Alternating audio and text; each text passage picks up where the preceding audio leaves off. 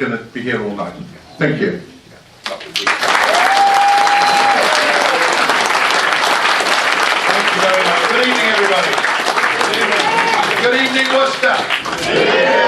I see rain has stopped playing. And metaphorically, that's what I want to do to this utterly dissembling, dishonest Prime Minister called David Cameron. From the very start, the so-called fabled renegotiation, which he promised us, do you remember, was legally binding, and we found out shortly afterwards that actually it could be struck down by the European Parliament, it could be struck down by the European judges. But if that wasn't dishonest enough, what he chose then to do was to use £10 million of your money to produce that leaflet which went through every house in the country telling us the benefits of staying part of this European Union. It shows he's a Prime Minister who could never ever appear on this ground and play with a straight bat.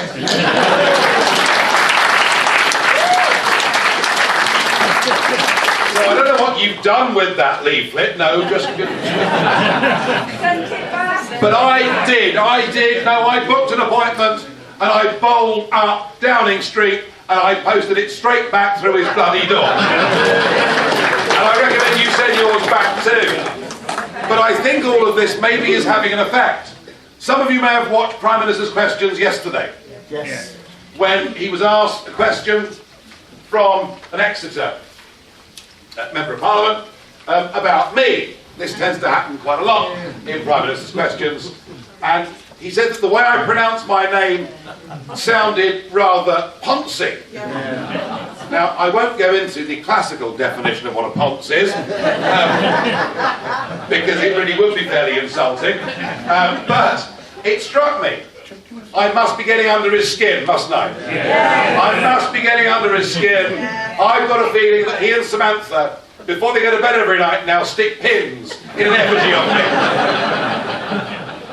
And what a joke. I mean, how do you think that a home counties raised, Eton educated, upper middle class semi-aristocrat, what do you think he parks his car in? A garage? Of course he doesn't. He parks it in a garage. And that's why I call it Farage. So there we are.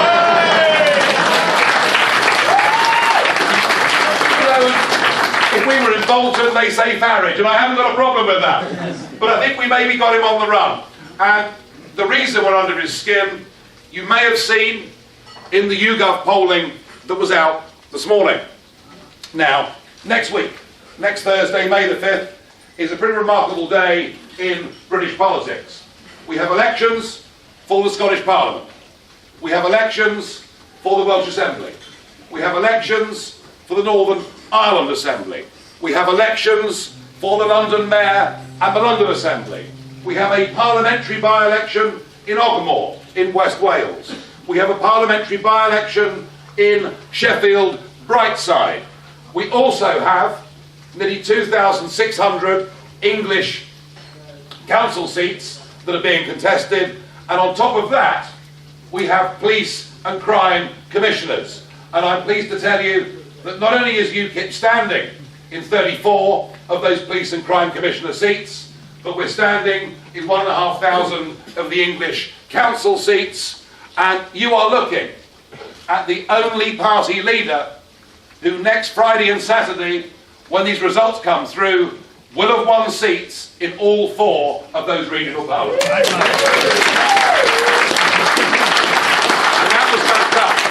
that was backed up today by the YouGov poll. And when people were asked the question, how would you vote if there was a general election tomorrow, 20% said UKIP, and that is 6 million people. Not 4 million people. There's now 6 million people say they would vote UKIP in a general election tomorrow, and today's poll is the highest rating we've ever had for the UK and I'm very pleased with that. So we're going to break through. We're going to win seats in Wales, London, Northern Ireland and Scotland, and that's going to be fun. Our lead candidate, who I think is almost guaranteed to get in Scotland, is a kilt-wearing, Scot called David Coburn, and he's one of the very few people who, when I stand next to him, I feel like a quiet introvert. So Holyrood is in for one hell of a shock. It's going to be guinea a minute, better than going to the theatre. But I'm here tonight, especially to back and support Peter Jewell, who is standing for us in West Mercia. And I'm doing that because he's given me a tremendous level of help and support in terms of trying to raise money and to try and get this party into more of a professional shape. And I say that, not unashamedly, because UKIP sprung out from nowhere, didn't it? Yeah. It came up as a grassroots movement, full of enthusiasm, but now that we're by far the third biggest party in British politics, we've got to inject a bit of discipline, we've got to inject a bit of professionalism in what we do. And that is what people like Peter Jewell are doing and helping me make this a better party. There is no question, if you look at the candidates that are standing for Police and Crime Commissioner in West Mercia, Peter is head and shoulders above them, not just in terms of his frame, but in terms of his experience of life. And you've got the chance here to vote for a guy, you know, who's acted as a judge, who's been a magistrate, who knows something about the system, and he's up against people who, frankly, in terms of dealing with police and crime, are nobodies. And so I'm here to endorse Peter's candidacy and to ask you to please spread the message that the chap on the UKIP ticket could do this job and do it very, very well.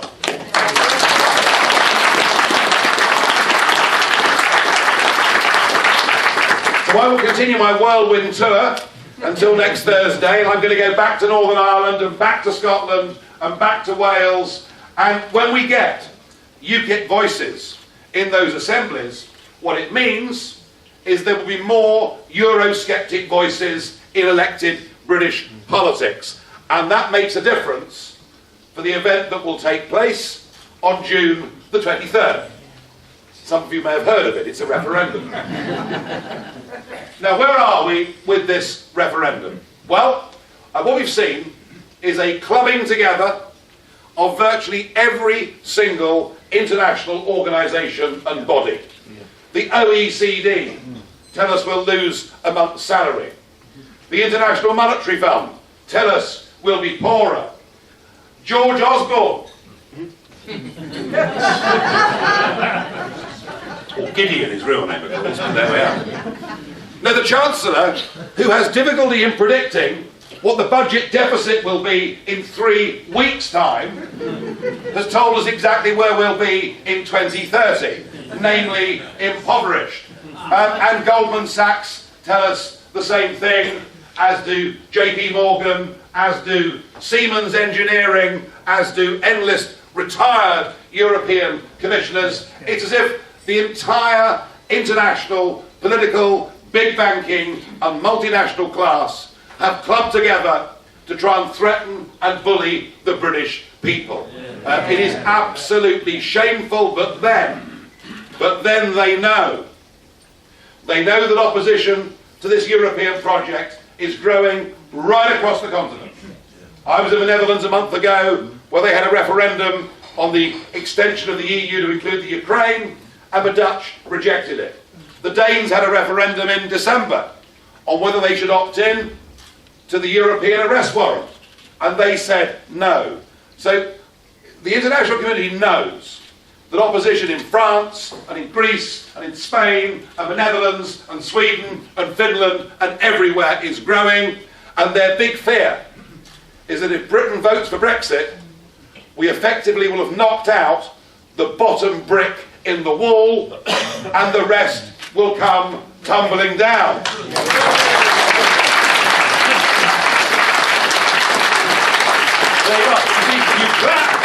This is supposed to be something dreadful. I'm told, Nigel, you could destroy the European Union. Well, when I look at all those grossly overpaid bureaucrats in Brussels and Luxembourg and Strasbourg and elsewhere, and when I think to myself that perhaps we better represent what Europe should be than the hijacking of the word Europe. Whoever voted for that flag? Whoever voted for that anthem? Nobody. Whoever voted for that little scrawny bugger Van Rompuy? Who are you? I know. I'll never live it down. I'm sure they'll play a clip at my funeral. But the point I was making was a good one. The point I was making is that we in the West have always valued democracy.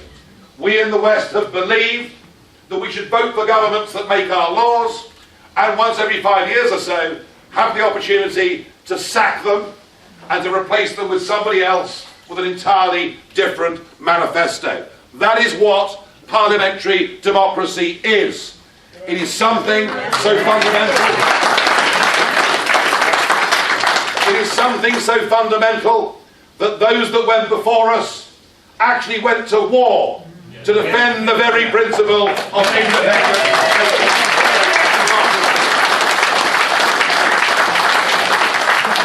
And of course, famously from this city, it was of course a battalion of the Worcester Regiment at Gallivelt in October 1914, who without their bayonet charge, Haig's First Army would have been captured and we would have lost the First World War.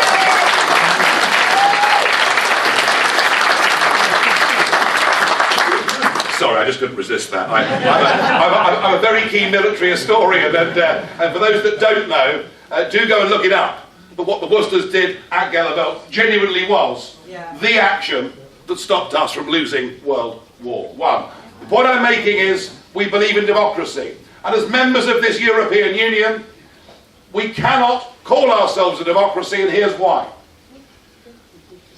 Let's say in a sovereign, independent Britain, we had Jeremy Corbyn as Prime Minister in 2020.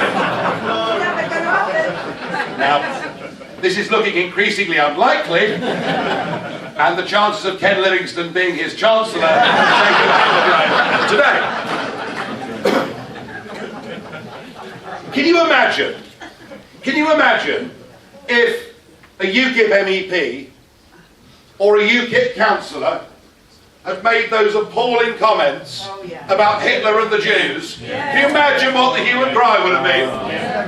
And yet they've tried, haven't they, to brush it under the carpet until it's got to such a level where Corbyn's had to act. But let's just imagine for a moment that Corbyn became our Prime Minister, that Corbyn enacted a whole loopy set of laws, that he brought back the hate taxes from the 1970s, that we saw the rich and successful flee the country, that he turned Britain into a place where nobody foreign wanted to invest, and that it was a genuine disaster. I would rather have a Corbyn disaster for 5 years and the opportunity at the end of that 5 years to get rid of Mr. Corbyn and to replace him with somebody else who undid everything that had been done. I would rather 5 years of Mr. Corbyn than to live under a system where all the legislation that affects my fishing industry, my farming industry, my steel industry, my employment regulation, my healthy and safe at work rules, my environmental rules. There is nothing, once a European law has been made, whether it's a good law or a bad law, once a European law is made, there is nothing we can do as the electorate, as a parliament, or as a British government to change one dot or comma of it.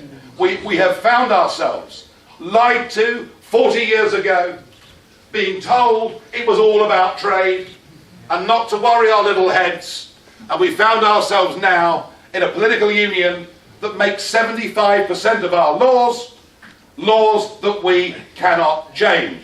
Effectively, when you add to that the fact that the European Court of Justice can strike down acts of Parliament and overrule any decision from our own Supreme Court, and when you add to that the fact that we as a sovereign nation, or used to be a sovereign nation, have lost our ability to control our borders, and when I hear the Prime Minister and Theresa May, the worst Home Secretary in living history when it comes to border controls, when I hear her telling us, no, we have border controls. Well, I'm sorry, I've just come through the airport in Birmingham. I mean, that's my passport. You've all got one of those. What are the first two words on it? European Union.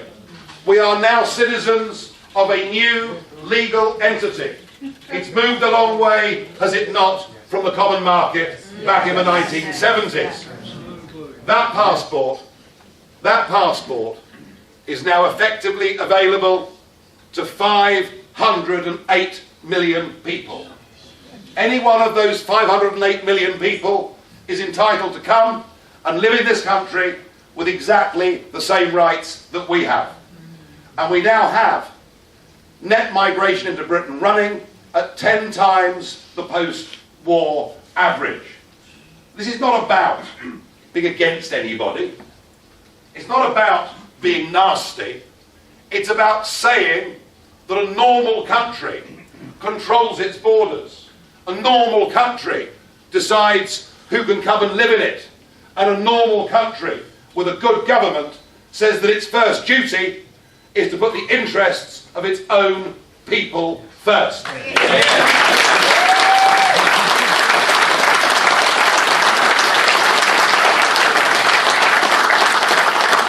If you add up all of those things, effectively, what our political class have done to us is to give away our country. Yes. They've given away our history. They've attempted to give away our future.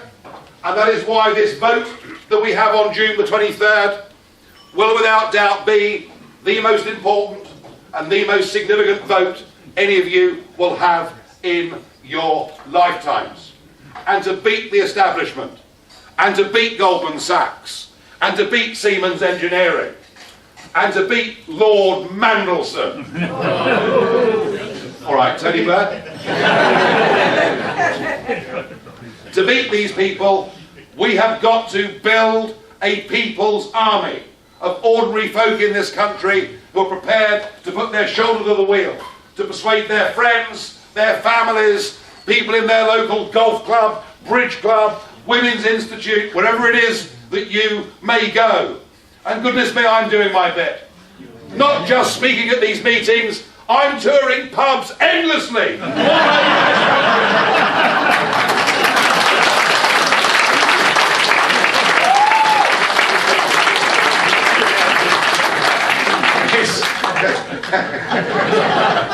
Well, it's true. This referendum really matters, and Peter's right. If it hadn't been for us as a UKIP being prepared to take years of abuse, it would never have happened. I am delighted that there are 6 cabinet ministers from the Conservative Party now on our side, and I shared a platform with Chris Grayling in Stoke-on-Trent just the other day. And I'm pleased there are people like Mick Cash, who runs the RMT, and some Labour MPs, including the magnificent Kate Hoey, who I've shared platforms with all over the country. So there are political figures involved in this, and there are business figures involved in this. But ultimately, this is going to be the people's campaign. And I urge all of you in this room who think, feel, and understand as I do about our country, about what it should be, about what it could be, as a self-governing, independent nation that perhaps gets back a bit of its pride and self-respect. Because I find it absolutely shaming to see British ministers, heads of county councils, even the Prime Minister, going to Brussels and begging, please sir, can we have some of our own money back? Yeah. I mean, is that what we as a great nation have sunk to? And to think that the British Prime Minister, or Dave, as he likes to be, dodgy Dave, I like that, yeah. But Dave, as he likes to be called, went to a European summit 3 months ago and came back and said he'd won a great victory. Do you remember? We would be able, no, not the deal, the next summit. We would be able, because he had agreed with 27 other heads of state that we could remove value-added tax on tampons.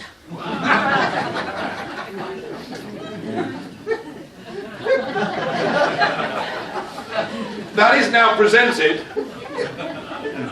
by the Prime Minister, who, despite all of these things, is the Prime Minister of the 5th biggest economy in the world, the 4th largest trading nation in the world, the country that actually developed that very concept of parliamentary democracy, the country that is the head of an organisation that has within it 53 countries and 2.3 billion people. And by the way, once we've left the European Union, I want us to re-embrace our friends around the world in the Commonwealth.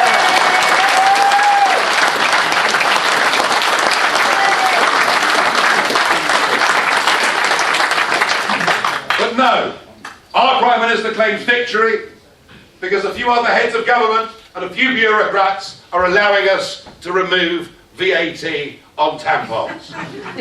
I'm not sure whether to laugh or to cry.